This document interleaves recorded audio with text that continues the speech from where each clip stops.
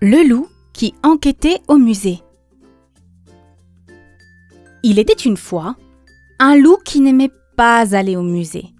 « Les musées, c'est ennuyeux », répétait-il autour de lui. Mais voilà qu'un matin, tous ses amis se présentèrent chez lui. « Aujourd'hui, on t'emmène au musée », lui annonça sa louve chérie. Loup fit la grimace. Mais comme il était très amoureux, il dit oui.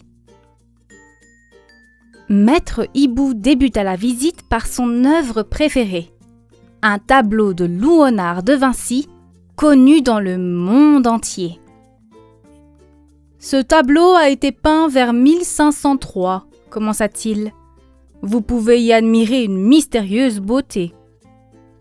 C'est vrai qu'elle est jolie, chuchota Valentin en se tournant vers Loup. Mais déjà, Loup n'était plus là. Dans la salle d'à côté, Loup s'était arrêté devant un tableau.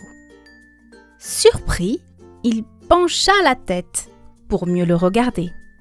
Est-ce qu'il voyait mal ou bien est-ce que cette toile était vraiment spéciale ?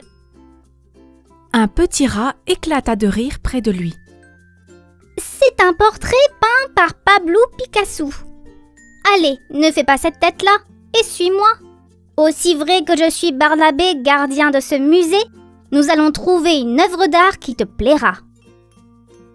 Joyeusement, Barnabé entraîna Loup dans la pièce suivante.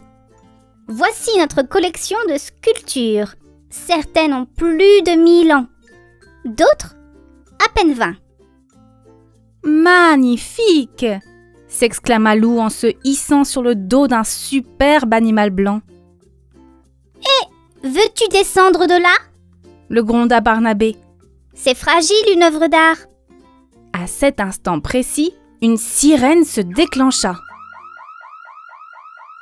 C'est la grande alarme du musée. S'inquiéta Barnabé. Je dois filer. Quelque chose est arrivé. Loup essaya de rattraper Barnabé, mais ce musée était un vrai labyrinthe.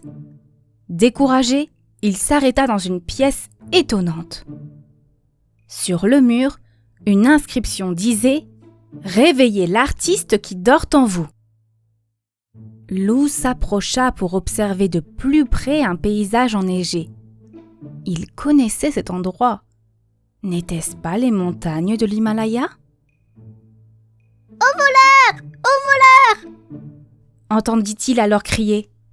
C'était la voix de Barnabé. Guidé par les cris, Loup retrouva enfin le petit rat. Il était dans tous ses états. Notre masque tibétain a disparu. Il est unique au monde. C'est une catastrophe. Restons calmes, fit Loup en regardant autour de lui. Le voleur n'est peut-être pas loin. Ne serait-ce pas des traces ici ? En suivant les empreintes, Loup et Barnabé pénétrèrent dans une immense galerie. Impressionné, Loup s'arrêta devant une drôle de bête. C'est un dodo, lui expliqua Barnabé. Une espèce qui n'existe plus aujourd'hui. Loup en resta baba.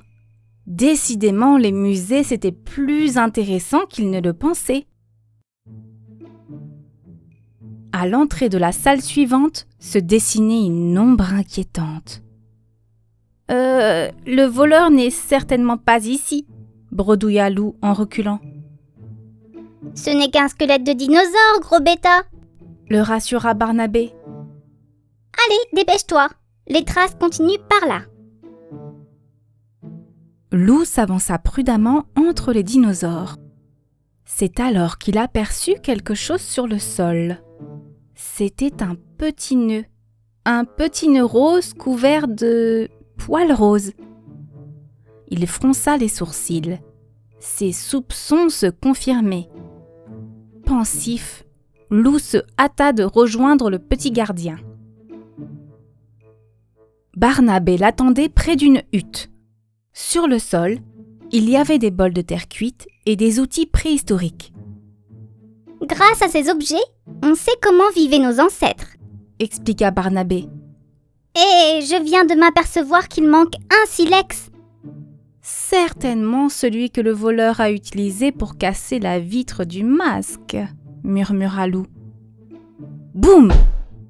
Entendit-on alors au fond de la pièce. Il y a quelqu'un là-bas, Cria Barnabé. Les deux compères se lancèrent à la poursuite de l'ombre. À bout de souffle, Barnabé s'arrêta devant le sarcophage du pharaon tout en canine. Je n'y comprends rien. Cette salle est sans issue. À croire que le voleur s'est volatilisé.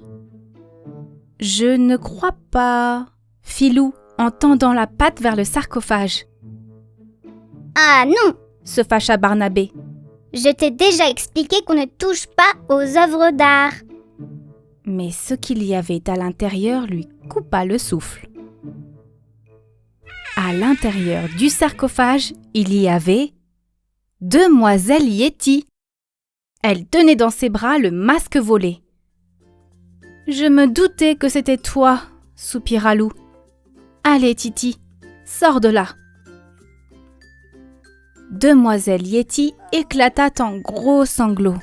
« Je suis vraiment désolée, hoqueta-t-elle.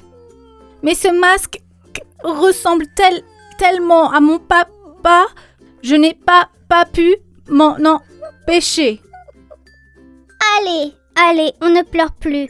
Fit le petit rat, ému. Nous allons le remettre à sa place et personne n'en saura rien. Tandis que Lou rejoignait les autres, ses yeux furent attirés par une peinture. On aurait dit Sapphorée, mais en beaucoup plus belle. Le cœur battant, il s'assit pour l'admirer. Et voilà, Se réjouit Barnabé derrière lui. coup de foudre artistique.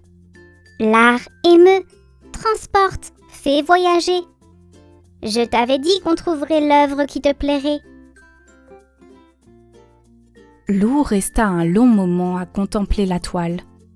Puis il rejoignit ses amis. Ils étaient toujours devant les peintures à écouter Maître Hibou. « Ah, te voilà, Lou !» gronda le vieux hibou. « Et moi qui croyais que tu allais faire un effort pour apprécier le musée. À peine arrivé, tu disparais. »« Où étais-tu passé ?» demanda Louve à Lou à la sortie du musée. « J'ai grimpé sur un ours blanc, rencontré un dodo, échappé à un terrible dinosaure, résolu une énigme et je me suis promené dans une forêt merveilleuse, » répondit Lou. « Vous aviez raison, les amis.